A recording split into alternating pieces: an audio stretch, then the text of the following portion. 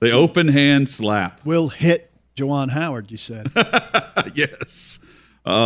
Crazy finish to that where Juwan Howard, I mean, just consider the headline today is the head coach of Michigan throwing hands at a assistant coach at Wisconsin yesterday. That's how the game ended, and how CBS, with the music playing to play us out.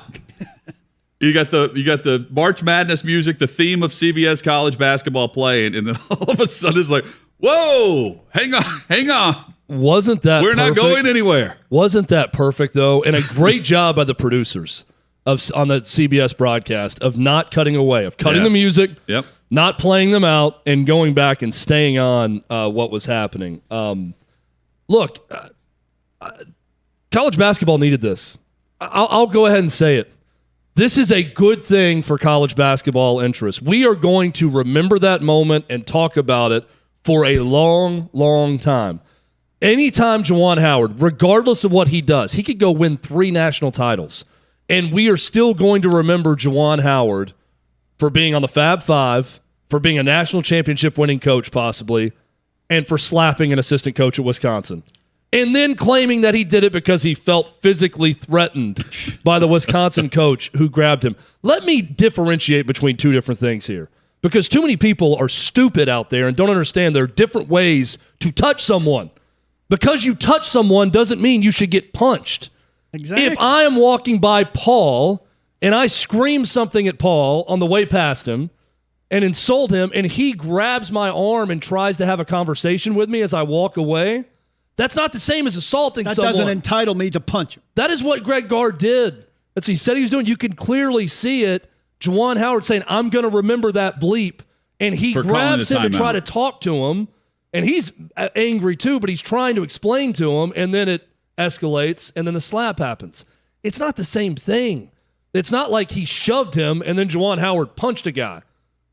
I don't understand how people don't get it. You don't ever touch anyone. You can touch people all the time. There's a way to do it. I didn't find anything Gard did in trying to stop him from walking away from him a punch as something that's like, oh, now we're going to throw hands. There's also about 20 seconds in between that moment and when he actually throws a hand. Juwan Howard, who has, the NBA reach, is able to reach across everyone and slap the assistant. It wasn't even Gard he was going after. Also, I'll remember that. I'll remember that you called the timeout. Well, I'll remember that you pressed my scrubs who couldn't handle the press, so we called the timeout in order not to get called for a violation. And these are young kids on my team who I'm trying to teach. I'm being a teacher, right? So they're coming in against your press. And what do we do against the press if we're up against the clock and we have a timeout? We call a timeout because it buys us a reset. So I'm teaching basketball here. You're teaching that in a moment of conflict, what we do is throw hands. You're supposed to be a teacher. And that's not what you do. You tell your guys, don't you, to de-escalate situations, to walk away, to be the better man. And you didn't teach any of that. What your kids just saw is if you're frustrated, you punch. Well, I mean, I don't know how it got to exactly that moment between him and Greg Gard, but it escalated because of Juwan Howard. There's a lot of apologists That's what I'm saying. today. And then he didn't say anything after the game apologetic at all. But what happened in the post-game line is, I won't call it routine, but we've seen coaches go at it before on how games are handled towards the end of a game. Juwan Howard saying, I'm going to remember this, that's pretty routine for a rivalry where, let's be honest, Wisconsin fans act like they invented the game. And if you're Michigan, you're going in there knowing that you're, expected to win. You've got Juwan Howard, who has, made the run with his team. You've got Greg Gard, who's playing to the final whistle. There's some, there's a lot of jawing going on.